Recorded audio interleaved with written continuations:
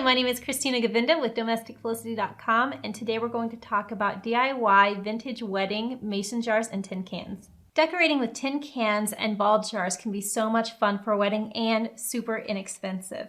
They really lend themselves to a rustic feel. For some vases or candle holders, you could just tie twine around them, or you could keep it really simple just by using them as vases for some fresh flowers as centerpieces. A couple other ideas are using lace and twine or ribbon to go around the cans and jars. For this particular, use a piece of vintage lace, a glue gun, and a tin can. And I'm simply going to wrap my lace around the can and then glue it on.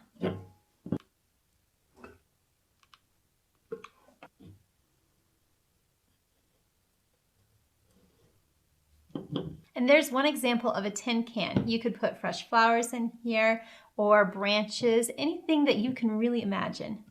For the next one, we're going to do something similar, except we're going to use some twine as well.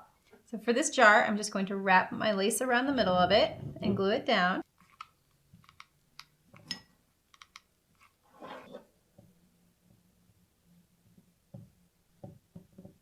Then I'm going to unravel a length of twine long enough to go around it once and tie a bow.